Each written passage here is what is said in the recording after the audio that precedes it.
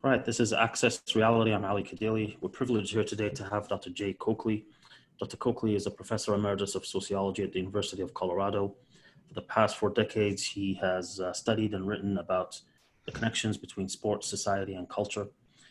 Coakley is an internationally respected scholar, and his book, Sports and Society, Issues and Controversies, the 13th edition, is studied at universities worldwide. It's also been adapted in the UK, Australia, New Zealand, Canada, and South Africa. And there are also translations in Mandarin, Korean, and Japanese. Dr. Coakley's main work now focuses on making sports more democratic, accessible, and humane for people of all ages, abilities, and classes. Thank you for being here, Dr. Coakley. Hey, thank you for inviting me. Perfect, great. So I'm going to start off with a big picture question first. What do you see as the role of sports in society? Can you give us some general statements or proclamations? Well, that's a difficult one because sport plays so many roles for different people in society. But I think that ideally, sport offers us an opportunity to explore the human body, integrate movement into our lives in ways that are enjoyable, and it also provides, when we turn sport into a commercial activity, it provides entertainment for people. But I focus mostly on the participation part, where it provides people with an opportunity to move their bodies in challenging and satisfying and enjoyable ways. Great. So it seems like there's a lot of positive attributes we can ascribe to sports. Could we also attribute to it some negative attributes possibly to society, such as petty rivalry, narrow-mindedness, tribalism, possibly even laziness for those who consume it rather than those who do the sports? Right. Maybe distraction from intellectual pursuits. Yeah, when we look at the consequences of sport, obviously they can be very positive on the one hand, very negative on the other. It can bring people together in ways that help them cope with the rest of their lives, and it can create divisions between people that could potentially lead to warfare. So we have extremes on either side, on the positive and the negative. It provides, like I said, people with opportunities to explore physical movement in their lives, and in other cases, it puts people in circumstances where they lose confidence in their body, lose self-confidence generally, and it would have a negative effect on them. They lose confidence because they failed at sports, or would they just view other people that are in a more ideal condition and figure out there's a big gap? Yeah, it could destroy their confidence because they fail, but it's the context in which they fail that's important. So we can give different kinds of meanings to our failure in sport, and if we fail and are demeaned by other people in the process, if other people focus on our failure, on attributes that are on our lack of attributes, then that can lead to a decline in self-confidence. So failure takes on different meanings in different contexts, given different kinds of relationships that people have. So, what we hope is that our social network, the people in our lives, will provide us with the support that we need when we fail, so we can move ahead with our lives and eventually increase our self-confidence. So we've mentioned some very positive outcomes and some very negative outcomes associated with sports. Is sports just like neutral, like science? It can be used for good or bad. So it's a reflection of us whenever it's being positive or negative? Or is there something inherent about sports that pushes from one extreme to the other?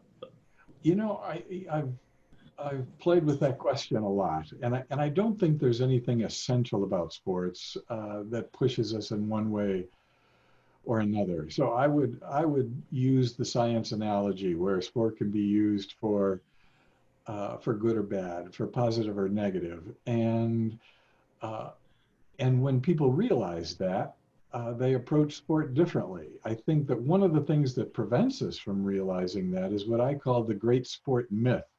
And that is the belief that sport is essentially pure and good, and that anybody who participates in sport or shares, anybody who participates in sport shares in that purity and goodness. And what that does is it precludes asking critical questions about sports. And because people believe that sports are already the way they should be. And what happens then with sport organizations is that they're not very transparent, they're not accountable, and people don't demand that transparency and accountability. And then that can lead to corruption when we don't question the actions of coaches, for example, assuming that coaches know what they're doing and that sport is all pure and good.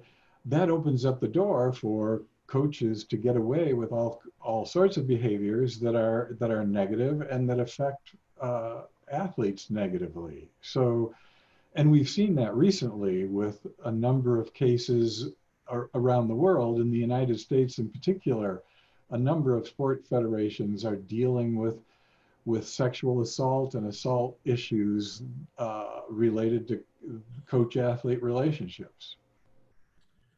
Yeah.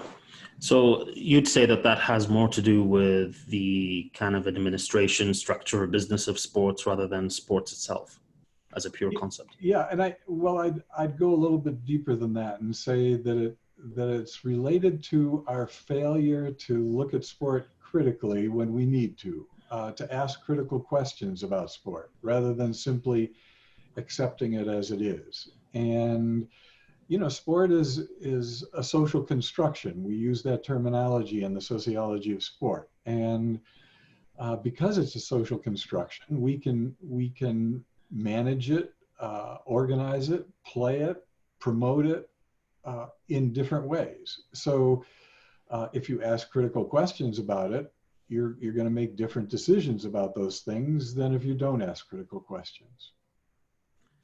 In your opinion, should we view sports not as one monolith, but as two distinct entities?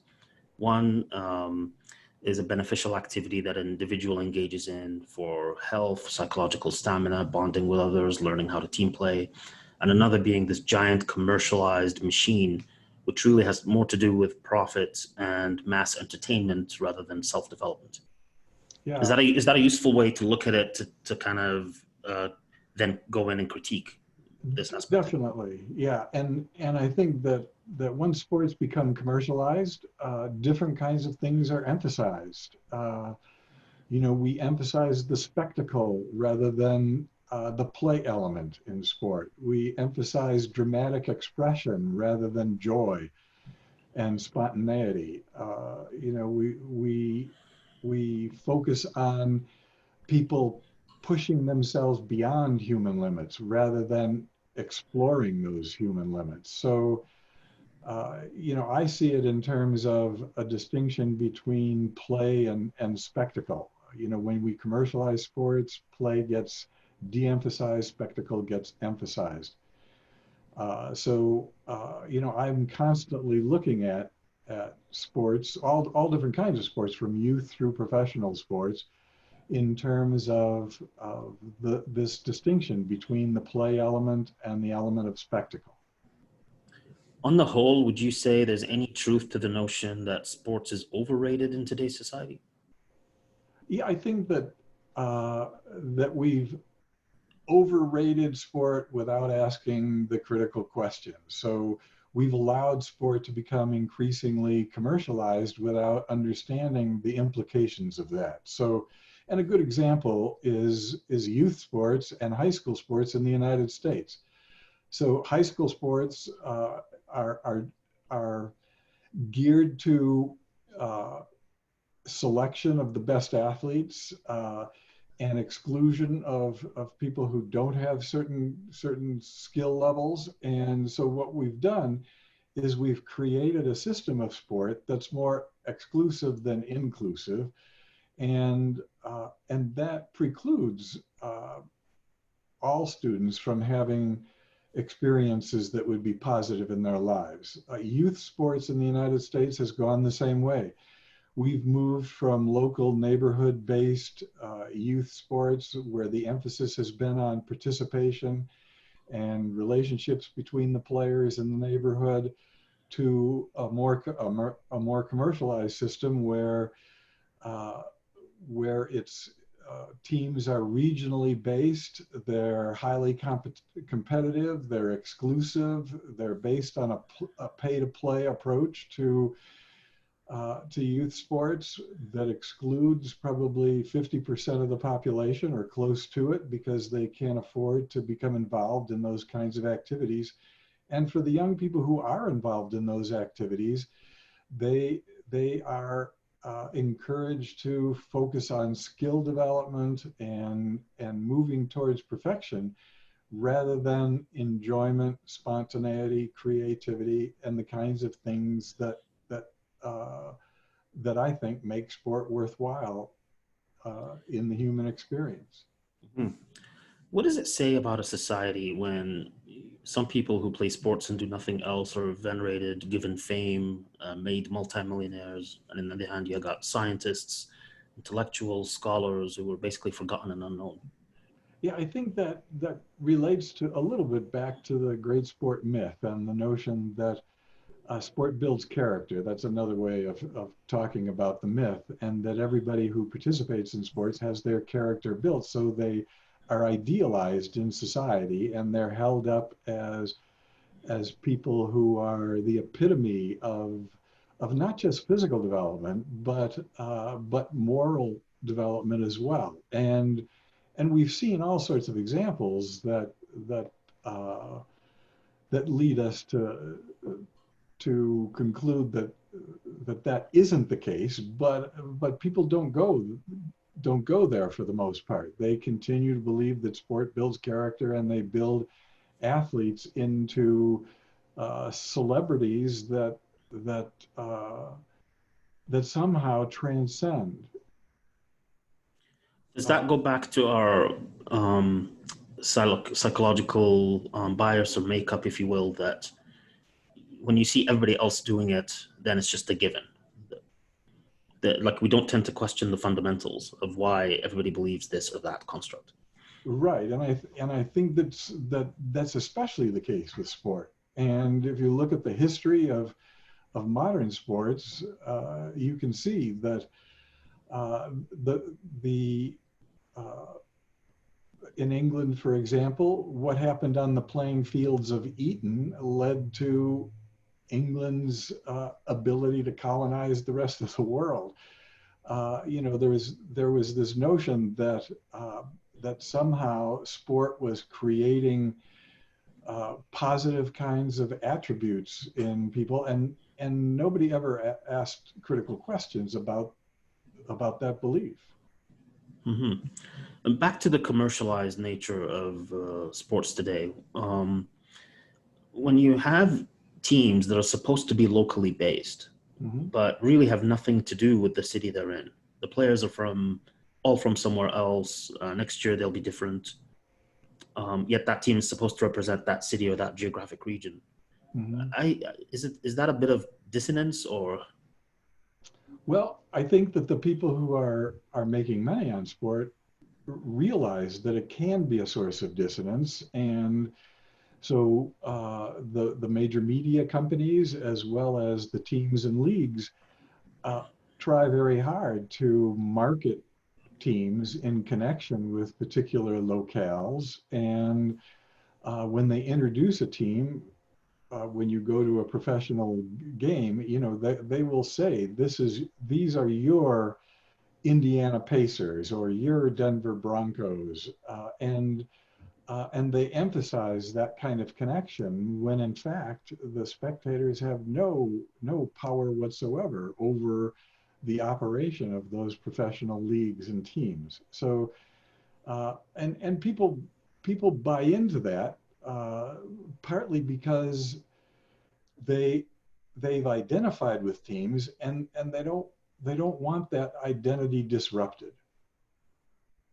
Yeah. What in the U.S., what has traditionally been the impact of the major social determinants, such as race, class, income level, on sports, and vice versa? How has sport affected those social constructs? Well, there's a reciprocal relationship between age, race, ethnicity, gender, ability, and uh, and and when we look at any one of those factors, we see that sport has, for example, in connection with gender, perpetuated a particular set of ideas about masculinity and about femininity. And for the major part of modern sport history, that has led to the exclusion of women in sport and the glorification of particular attributes that are associated with masculinity that some people are raising questions about. So it's also exacerbated social class divisions in many cases, uh, and and also racial divisions. So now we can also find examples where sport has diffused racial divisiveness, but for the most part, as sports become increasingly commercialized, what we've found is that opportunities to participate in sport and control sport usually go to the people who are white, who are the most wealthy, and who are male. And those are the people who are pulling the strings. And by the way, they're not pulling them in ways that are going to work against their interests.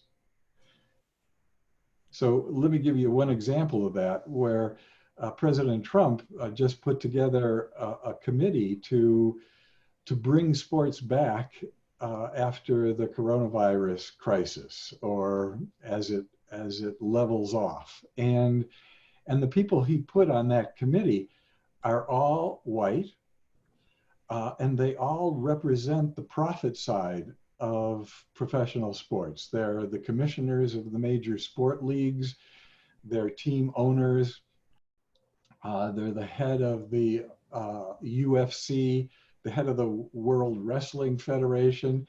Not one player association representative is on that committee.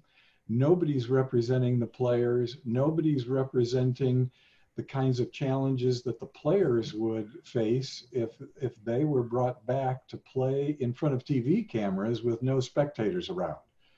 So, that's one of the issues that we have to be concerned about and raise critical questions about.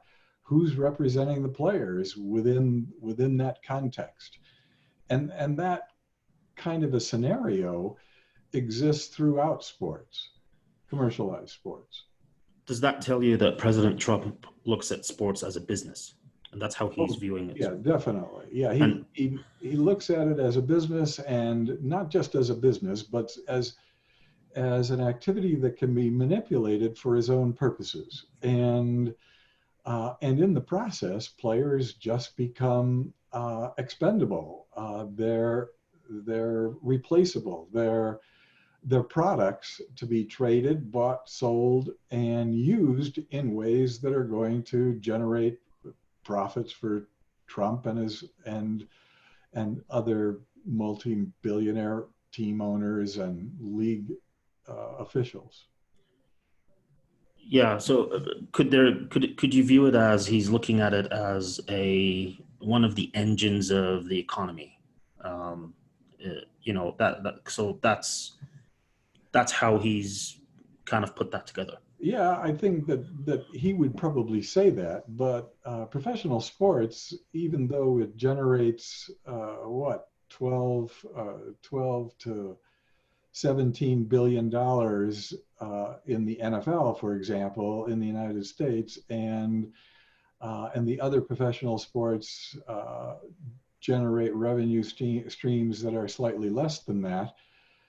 You know, those are important in certain locales and for certain people, but there are many other industries that have a much more significant impact on the economy than sports do. So, but I think he's looking at sports as also symbolic, as in response to this crisis, as symbols that things are getting better and that he is in fact making things better. So, so you know, it's a complex issue, but I don't think sports are a driver of the economy like many other major industries are. So, and we're seeing that with, for example, his suggestion recently that he's going to shut down immigration from Mexico, which is going to preclude the picking of all sorts of fruits and vegetables in California, and also interfere with meat production and other kinds of food production that may become serious issues as the crisis continues. So, you know, sports plays a relatively minor role compared to some other industries. Okay, so he's kind of looking at it more as a marketing or PR kind of campaign rather than. Yeah, and he's an absolute master at that. Mm-hmm. Yeah, for sure. Back to the race relations issue. I get what you're saying in terms of the management and the decision makers in the sports leagues are all of a certain class, but wouldn't you say that all the players that are presented to the world as these are your venerated heroes, the vast majority in the US at least are minorities? That must have had an impact on race relations in the US, given how popular and widespread sports is. Yeah, it has, and I think that we also have to stop and think about the certain sports like football and basketball versus and boxing, for example, versus, you know, 25 other sports that most of which are predominantly white. And when you look at, for example, college sports in the United States, what you see is that basketball teams in Division I sports and football teams have a majority of African American players. But the other 16 to 23 sports in the NCAA are almost 100% white. So so what's happening is that we see a desegregation of sports under conditions when other people can reap the benefits of the participation of African American athletes. Professional sports would have never been desegregated unless they had been generating profits for white owners. And Branch Rickey, back with the Brooklyn Dodgers, made that point explicit when he signed Jackie Robinson to a contract. So, and as far as diffusing racism, I agree that it has among a number of people. But the other thing, if you look at the history of race in sports, in North America in particular, what you see is that blacks were excluded because they were defined as inferior by whites, that they just couldn't measure up. And then when it became clear that blacks had physical skills and could certainly compete with whites, then whites changed their racial ideology a little bit and said that blacks had physical skills that were related to the fact that blacks were at a lower state of evolutionary development than whites. So, and they started saying that blacks excel physically, but not intellectually. And that particular approach to race and to whiteness and blackness was prevalent from the 1930s all the way until the present time. So people who have racist ideas have used sports to reaffirm those ideas. People who are a little bit more open to thinking about race in critical ways have looked at what's going on in sport and had their minds opened up a bit. So this is a constantly emerging process, and I don't know where it's going to end up. I'm hoping that it ends up on the positive side, that people will start to see that that skin color is an irrelevant characteristic when it comes down to biology, intellectual and psychological and other personality factors. Yeah, so the segregation of sports in North America, according to race, sociological status, and other things, is a very interesting topic, and we'll get to it a little bit later. But I was more thinking that in terms of the popularity of the NFL, let's say, compared to all these other sports, like boxing, it kind of eclipses a lot of other smaller, if you will, sports businesses. So that's what I was thinking of in terms of the widespread impact of that on race. Okay, and explain that a little bit more to me. I'm not... Meaning that you can find a lot of sports where what you said is true in terms of it's only whites or it's only this or it's only that. But in the NFL, that is the number one, correct me if I'm wrong, it's the number one sports in the United States. Right. And the Super Bowl, the events like that, and Football Sunday and college football. And so you got in the most common, popular, predominant sport, you're having this kind of racial mixing, if you will, or the pushing of minorities forward. So that's kind of what I was thinking of, is that even though there's segregation elsewhere in smaller sports, the effect is asymmetric, more towards race unification. Right.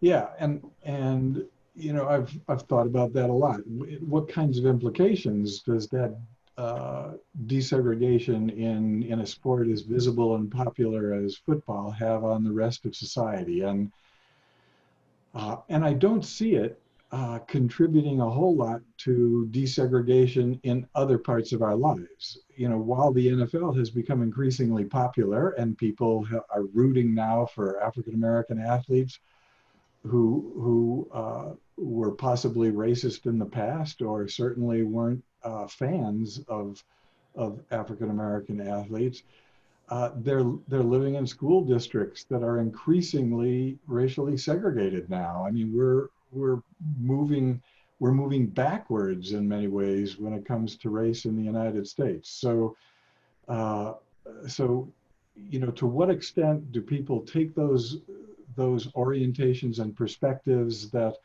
they have when they're watching a sport like football and apply them to the rest of their lives, to other major institutional spheres, work, school, law, the justice system? Has there been any research on this? Well, there isn't research that focuses on individuals and whether they carry over their attitudes related to sport to other spheres of their life. People who can be rooting for a black quarterback in the Super Bowl right now will be fighting like mad to keep their school district from having various kinds of desegregation policies. So how do you explain that? Well, it's that it's easier for them to accept this figure on television or as a member of a crowd of 80,000 people watching an NFL game. It's easier for them to accept the presence of that black quarterback than it is to accept a black quarterback on their child's high school team. In sociology, we use the concept of social distance, and this is an interesting one given the terminology that we're using now with respect to the coronavirus crisis. But the closer the closer the social distance, the more people are apt to act on their racial ideology and their racial attitudes. So they're able to compartmentalize it. Yes, compartmentalize it. So, you know, in other words, it's fine to be rooting for a black quarterback on television, but when it comes to blacks joining your tennis club, your golf club, your swimming club, and hanging around with your kids, and having young black men interact with your young white daughters, people have a harder time with that. White people. Does it go the other way too? Let's say you have neighborhoods of Mexicans or African Americans or what have you, any type of immigrants. Will they accept anyone from outside that group, even amongst minorities, not necessarily whites?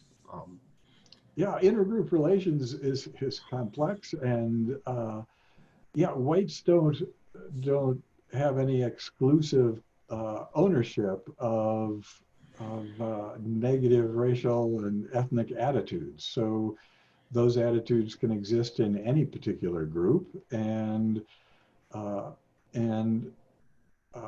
some of the divisions between various ethnic groups in the United States have been as strong and as destructive as any form of white racism or bigotry through the years. And although I'd want to qualify that, because whites have more power than any other ethnic group or racial group, so they're able to act on their bigotry and their racism in more destructive ways than people in various ethnic groups.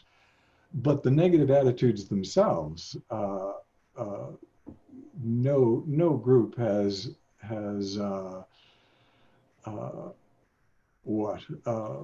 you know, Monopolies, yeah.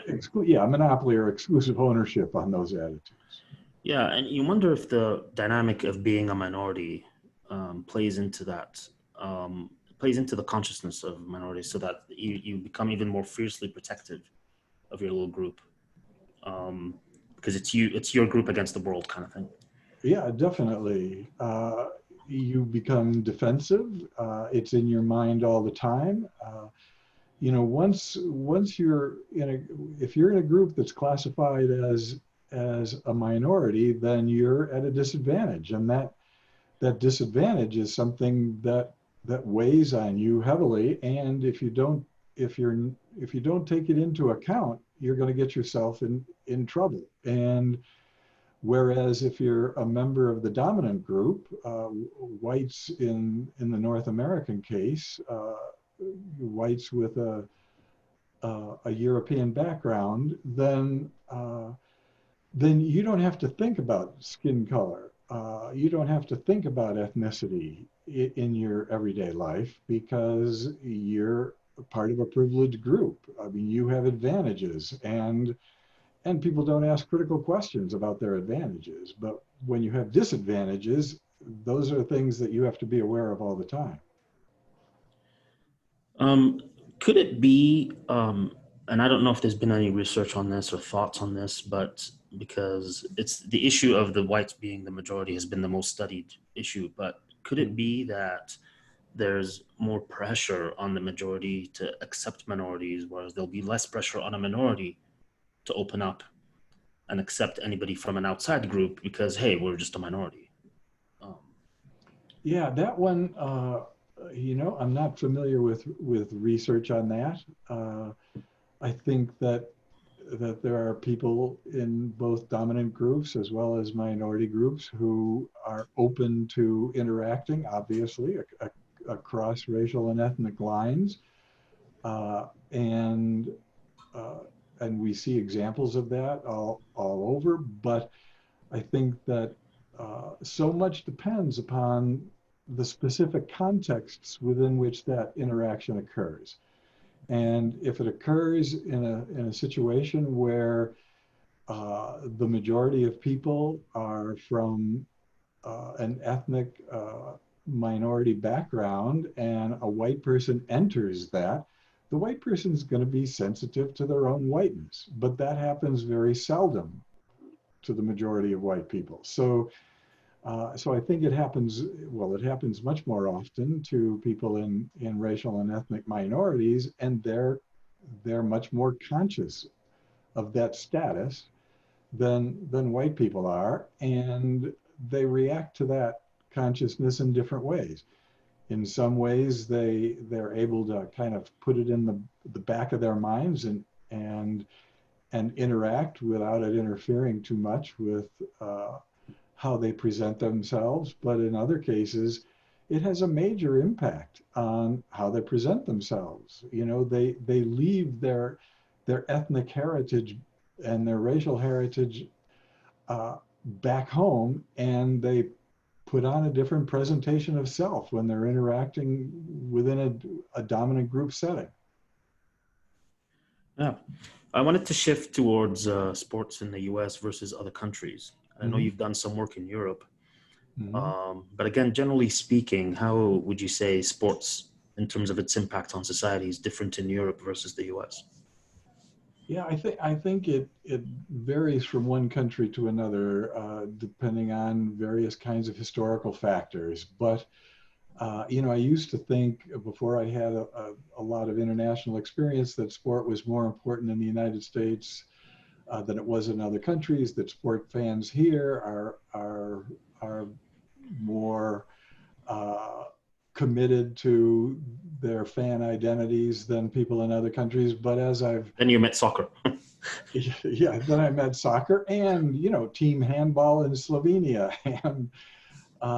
and volleyball in Brazil, and you know, so what we see is that sports have different histories in every country, and those histories are related to the way people define them and integrate sports into their lives. And the sport fans in Ireland are probably more committed and with identities more integrally tied to various kinds of sports than fans in the United States. So so again, it varies from one country to another, and I don't think that the United States is too unique, except when it comes to the extent to which we've commercialized sports, and people in other countries have used that as a model.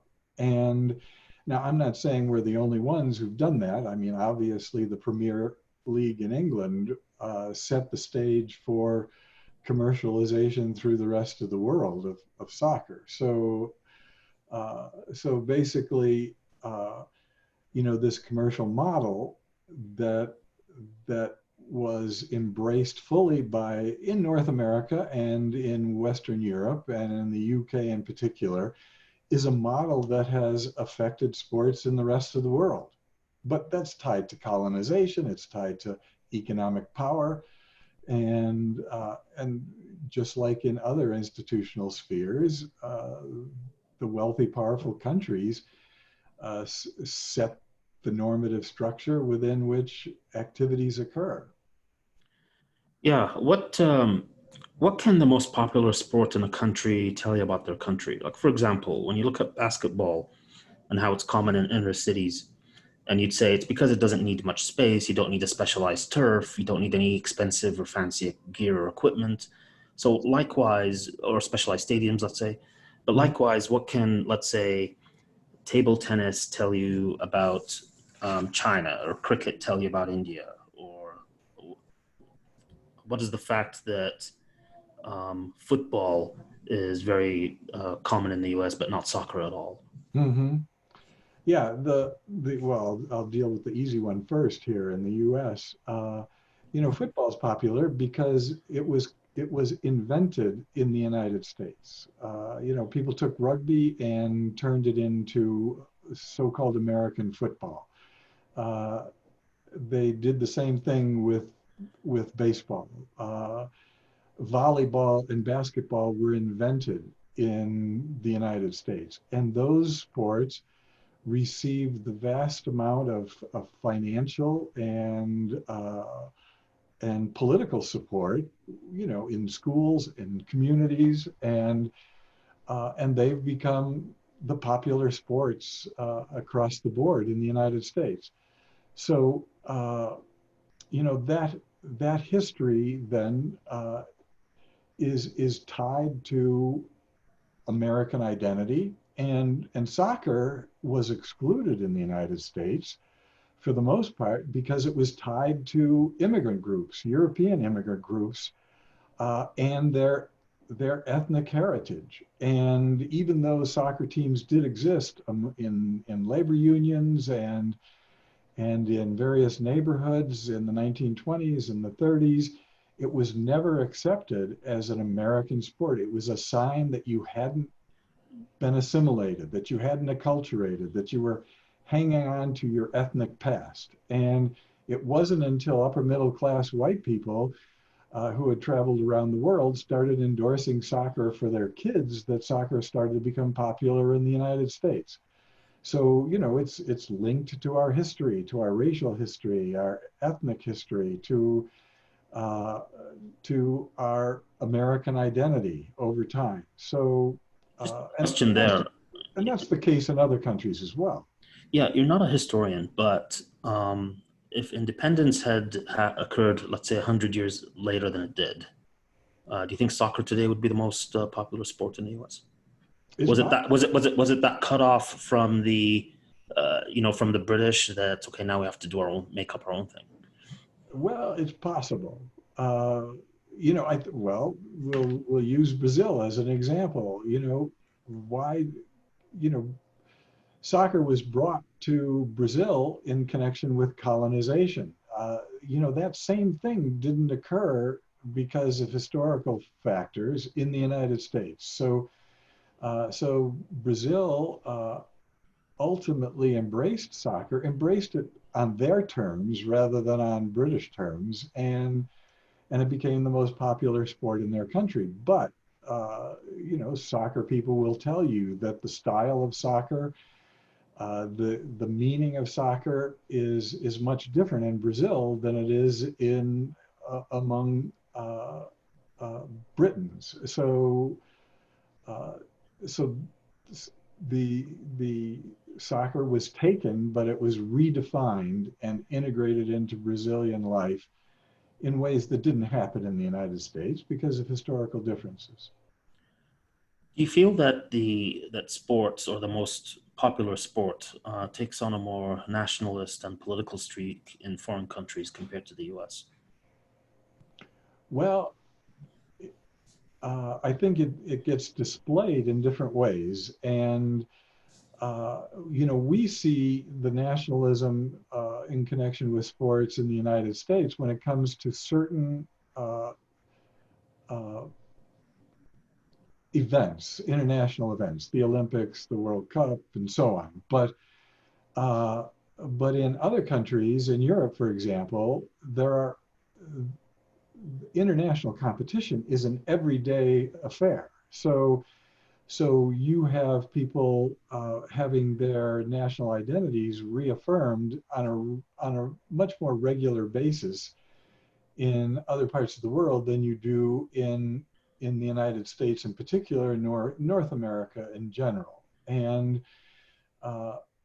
so much of sports in the United States are internal to the United States, and we don't have a lot of international competitions. So whereas in Europe, international competitions occur every day. So there's this reaffirmation of national identities that occurs in a different way in Europe than it does in the United States. Overall, in terms of the impact of that on society, would you say it's a net positive or negative, or is it a wash? Yeah, I think it's pretty much of a wash. But that ebbs and flows. The positivity and negativity kind of ebbs and flows. And there have been times, for example, during the Cold War, where the Olympics in particular became a site for people to reaffirm the superiority of their political and economic system in the United States versus the Soviet Union and the whole communist bloc countries. So, at that particular time, sport was used explicitly to reaffirm the differences between, democracies and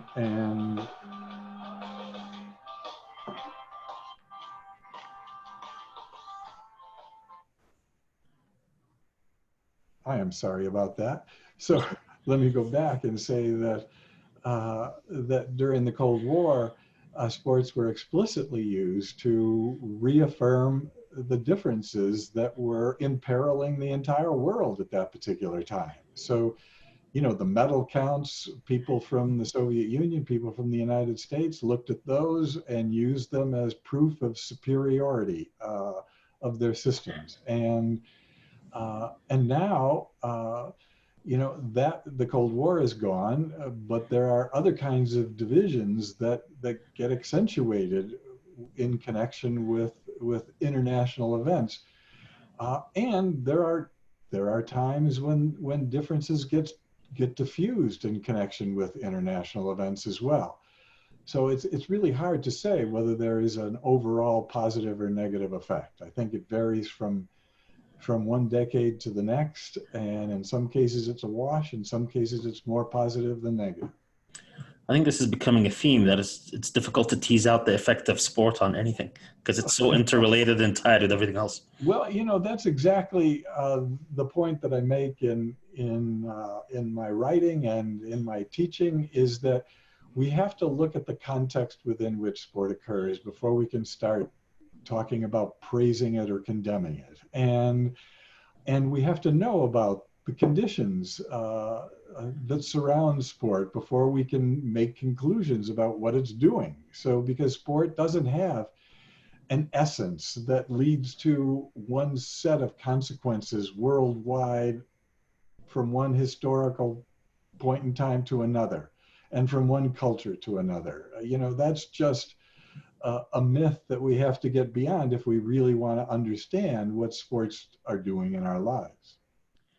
Right. And I wanted to move on now to another topic, which is the sports and youth. And I know this is something which is another specialization of yours. Mm-hmm. Now, from my own experience with people, I've seen that coaches play a significant role in the upbringing of youth as they're growing up. So to the extent that sometimes they are the main moral guides in someone's development. Is there an issue with malleable minds, being shaped in terms of their morality, their character, mainly by coaches, and with the parents, in some cases, not even knowing what's happening? Yeah, I think that this whole notion of coaches being moral guides for young people in sport is a crazy one. Is it happening? When you look at data, and these data are a few years old, in the United States, there have been national surveys that have pointed out that coaches are seen as the most important role models in a young person's life, other than parents. So more important than teachers, more important than ministers, more important than any other adults except parents in the kids' lives. And that's a really interesting one. And I think it relates to the great sport myth that I've talked about.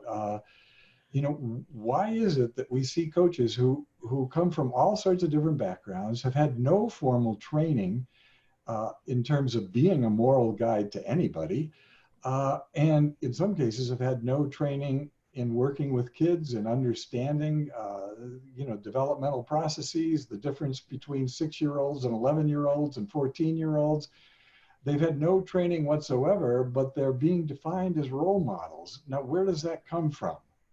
Well, I think it comes from this notion that sport is essentially pure and good, and that coaches share in that purity and goodness, and we're going to turn our kids over to them despite the fact that they have no credentials that we would demand of any teacher in any school, and any babysitter and any child care center, but we don't demand it of coaches. So I think it's an unreasonable expectation, you know, that coaches be a moral guide for young people. And if we saw it that way, we would probably be able to prevent certain kinds of abuse and some of the problems that exist in sports today in terms of coach-athlete relationships. So my feeling on this is that when you put young, malleable minds in their development, for a long, for hours on a day, with coaches who are telling them what to do, how to move, how to think, how to spend their day, that it's just inevitable that they are going to be a massive influence on their lives. So the question then is, if they're going to be a massive influence anyway, what do you do? Do you say that you can't become a coach unless you have taken some training in leadership, let's say, or do we have to have higher standards then for coaches if they're going to play that role? Definitely. Yeah, I think that we do that in education and in childcare generally. And I think we ought to take it much more seriously in connection with sport. Now, the problem with youth sports is that they've been run by volunteers, and coaches are volunteers and have been volunteers for the most part until recently, where now with club sports and pay-to-play programs, coaches are getting paid. And, you know, I think that it's difficult to make volunteers take coaching education courses that last more than a couple of hours. So, you know, they'll resist that. But I think that what we have to do is impress upon those individuals that they're playing very important parts in the lives of young people, and that if they're going to coach, they have to make a commitment to learning about who it is they're dealing with and what kinds of approaches to those young people are going to lead to constructive outcomes and which ones aren't. So, I mean, that's just a no-brainer. And to not have any kind of training is really irresponsible. Is that just a lack of awareness from society in general about this issue, which is why no pressure is exerted to push things to that direction? Yeah, I think that people have separated sport from other spheres within which their kids are interacting with adults, and they haven't made the same kinds of demands of coaches that they've made of other adults who are working with their kids. So this is something that I think parents are becoming increasingly aware of.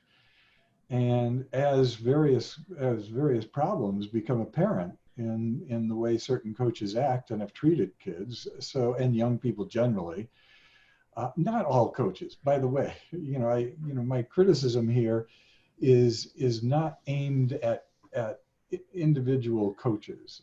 There's a number of individual coaches who have gone way out of their way in order to learn about the young people they're dealing with. And there are programs that have some good coaching education associated with them, but those are more the exception than the rule. And I think we have to make that the rule. Yeah. Now, I know you're not a child psychologist. This question probably is more appropriate for someone like that. But when parents sometimes encourage their kids to play multiple sports, so they're doing multiple things. They might drop out of a sport, or they might just switch from one to the other every season or every year. What impact do you think that has on someone's upbringing compared to sticking with one sport, perfecting it for all these years? Yeah, there's really good research on this particular question, and you know, early childhood specialization in a single sport that you retain through your youth and into your adolescence has all sorts of problems associated with it. You know, the basic one being that you don't develop a full array of physical literacies. That physical literacy is not developed when you focus just on one sport. You then have an unbalanced muscular structure and strength structure, and that leads to possible injuries. It also increases the likelihood of burnout. It decreases the likelihood that you're going to participate in sports in your adulthood and stay healthy and fit, and lower medical costs and other kinds of medical problems that can interfere with your life. So specialization has created many more problems than it's solved, for sure. And multiple sport participation is definitely the way I would suggest, and other people who have looked at the research would suggest going when it comes to a child's involvement in sport. That's interesting. You mentioned that specializing in just one sport early on and sticking with it will decrease your likelihood of being involved in athletics later on.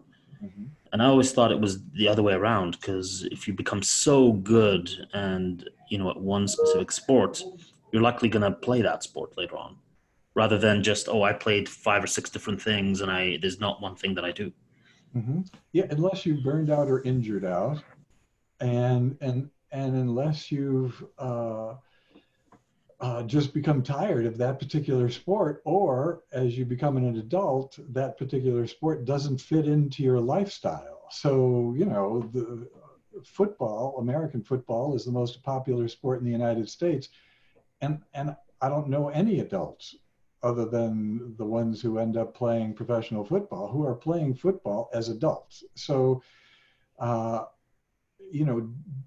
did playing football as a young person open up your eyes to the possibility of playing other kinds of sports? Well, maybe, maybe not. But if you specialized in football, it probably precluded developing experiences on other kinds of sports that would be much more suited to your adult lifestyle than American football would be. So, now, there are some exceptions here. If you learn tennis and you stick with it, chances are that you're going to be able to continue playing tennis as an adult. But what we found is that people who have played multiple sports, including tennis, for example, during their childhood, are going to be much more physically active when they're adults, because they feel more confident in a wide range of physical activities. So, I'm 76 years old, and I don't play any of the sports that I played, went to college on a scholarship to play basketball, played various kinds of baseball and highly competitive softball growing up.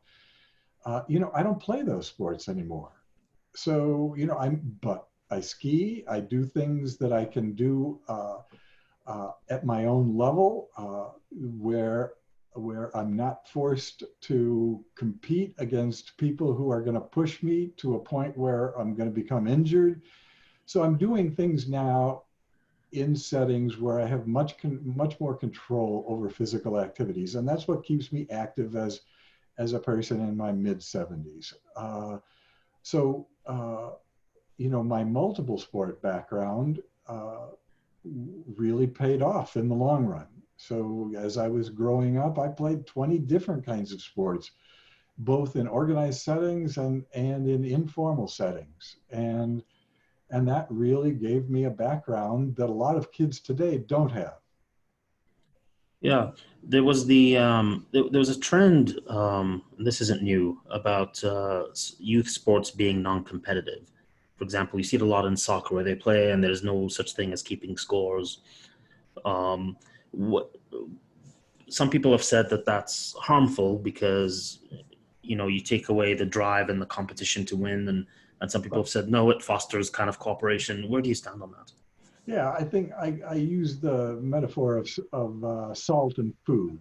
Salt makes food more interesting, and it brings out the taste. But if you just pour, half a cup of salt on your food, it's going to make you sick, and you're going to lose your appetite for that food. And that's the same that happens with competition in youth sports with kids, is that a little bit of competition is great because it creates a challenge. And if that challenge is what compatible with the skill levels that you have, then that's going to be a motivational factor for you. But if you end up in a situation where the competition is intense and your skills uh, don't allow you to participate in a way that's satisfying, you're going to be turned off to sport and quit. And by the way, that's happening with the majority of young people who are participating in highly competitive youth sport programs. The majority of them quit before they're 11 years old. So, we've just put too much salt on their food. And, uh, and there's all sorts of other analogies. Eating fruit is great in your diet, but if you just ate fruit, you'd eventually die. So to focus on sport to the exclusion of other kinds of activities in your life is not going to contribute to overall development. So, those are pretty obvious things when you stop and think about them. So we have to apply them to youth sports a little bit more than we do right now. Yeah, so you view it as a normal bell curve where it's competition is very useful, but after it crosses a certain point, it becomes detrimental. Like all other things, moderation. Right. Well, yeah, but not moderation necessarily for everybody. I mean, some people, when they develop particular kinds of skills, we all look for, and let me just go back a second here. When I've done research on kids who are playing sports, both organized sports, informal sports, and informal games, and just playing, one of the things that comes out of that research is that kids are interested in action, in personal involvement in that action. They're interested and motivated by controlled challenges, and they want to reaffirm friendships and relationships when they play. So when you look at those four factors, youth sports can provide you with all four of those things. But once youth sports become adult supervised and adult controlled, one of the things that adults try to do, for example, in baseball, is they'd love to get a pitcher who will strike 18 batters out in a 6-inning game. Well, what does that do? It destroys action for the players in the field and for the batters. It destroys personal involvement in action, and it makes the challenges so severe and so high that kids are no longer motivated by them. And if you take those teams and have them not be neighborhood based anymore, have them be regionally based, then it's really tough to reaffirm the friendships that you have on a day-to-day basis. So what we've done in some of our youth sports is to destroy the four main things that are enjoyable for kids in youth sports. So what we have to do is figure out ways to incorporate more action, more personal involvement in action, and more controlled challenges into youth sports, and more friendship reaffirmation. And by the way, we have movements in the United States right now and in Canada with some of the people who have worked with LTAD, long-term athletic development, and in the United States with Project Play, and with a number of other organizations that are trying to say, look, we need to incorporate more free play in our organized team practices. We need to give kids a chance to play informal games in those practices so that it broadens their experiences in ways that are going to keep them involved in physical activities throughout their entire lives. Yeah. Yeah. Another thing is graduating now to a higher level. What has been the impact of college level sports on formal post-secondary education? Sometimes you hear stories about, people being accepted into Ivy League schools where they would have never been in there based on academic qualifications alone. So that kind of has to have an impact on education, or what is it? Yeah, there's been all sorts of good research on that, and one of the things that's come out, and this varies a little bit from one university to another, is that that athletes get special consideration when they're applying to a school, and that's one of the reasons that motivates all these upper middle class parents to keep their kids in high performance sport programs, is they think it's going to give them an advantage when they apply to various colleges and universities, and in certain cases it does, and we recently saw that with the scandals on admissions in the United States, where parents were paying to have their children represented as athletes so that coaches could accept them under the eligibility requirements for normal students at a particular university. So what happens is that it changes the level of qualifications of at least certain students going to a university. But I think more than that, it changes the culture of the university itself. And we've seen that at the high school level as well. The high school culture in the United States is very different than it is in Finland, for example, and in other European countries where sports are sponsored at a community level through a club system that is separated from schools. So once you separate the sports from the schools like that, the culture of the school ends up emphasizing education in different ways than it does in the United States.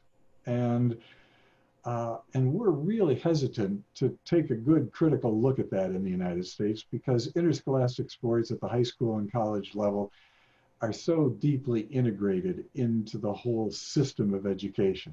And we're afraid to ask some good critical questions about what it's doing to education. I So, think some people in the world, if you told them you can get into Harvard or Yale with low academic qualifications just because you play sports well, they'd be shocked to hear that. Has there been any research to quantify the effect of dilution, let's say, on the educational experience or milieu in these places because of sports? yeah, we have not done the good cultural studies. We've done studies of individuals comparing athlete grades with the grades of students who don't play on varsity sport teams. We've looked at graduation rates at the university level, but we really haven't studied much about the cultures of those institutions. And now there's a few exceptions to that. Some research indicates that when you're a student at a university that has a top 10 football team, for example, or basketball team, that during the season you will study less, you'll go to the library fewer times than students at other schools that don't have a team that's ranked in the top 10 or the top 20. So it seems that once sports become highly publicized in a particular institution, usually because of a winning team, that can actually discourage, on average, the amount of time that people spend on their academic pursuits. And it also raises the likelihood that there'll be an increase in certain kinds of social activities that will take attention away from academic pursuits. Now, when those studies have been done and people have read that, nobody has stopped and said, what are we going to do about this? Is this a problem or not? And university presidents have, for the most part, said it is not a problem because it's bringing in money and publicity to the university. And they don't say it this way, but if our universities are taking a little bit of an academic hit in one realm, we're getting some money to do some academic and research things on the other hand. So we really haven't taken a good, close, critical look at what sports are doing to the organization and culture of educational institutions. That's absolutely mind blowing. And I mean, you can look. There are some objective measurables here, like the normal distribution of grades, let's say before this happened and after? And I know there's got to be other factors that need to be teased out, but Yeah, I think a lot of other factors have to be teased out too. You know, the grade things, we know that athletes, when we do good critical research, we know that athletes on top teams are graduating at a much lower rate than other students at the university. And now that doesn't apply to all sports. The so-called minor sports, the non-revenue producing sports, oftentimes have graduation rates that are higher than the rest of the student body. But you've got to remember that some of those sports are pulling from higher income level families, upper middle class families that have been able to afford, you know, their, you know, the pay to play programs that their kids have participated in. And they've also had great support for their academic pursuits, you know, when they've played those sports. So they end up doing well if they're playing golf or if they're playing tennis or, you know, whether they're swimming. They're coming from a different social class background than kids who are playing football or basketball. Hmm. And Yeah. by the way, the young people who are participating in football and basketball in the Division I programs are generating the revenues that make scholarships for those kids from upper middle class families possible. So we have kind of a reverse income distribution here where the young people who are coming from lower income families are generating the revenues to benefit kids and provide scholarships for kids from upper middle class families, kids who could probably go to university without their scholarships. Yeah. Hmm. So again, the problem here is the money in the sports rather than sports themselves. That's one of the problems, and it's what we do with that money and how we spend that money and how we use it in order to benefit this or that group. Great. So last question, with regards to this current coronavirus crisis, do you predict, after this is all said and done, do you predict there'll be some long-lasting effects on how sports or commercialized sports is conducted? Yeah, I have thought about that a lot in the last month. And you know, I'm really interested in, and I hope that we can do some research on the power dynamics that are related to the so-called revival of sports.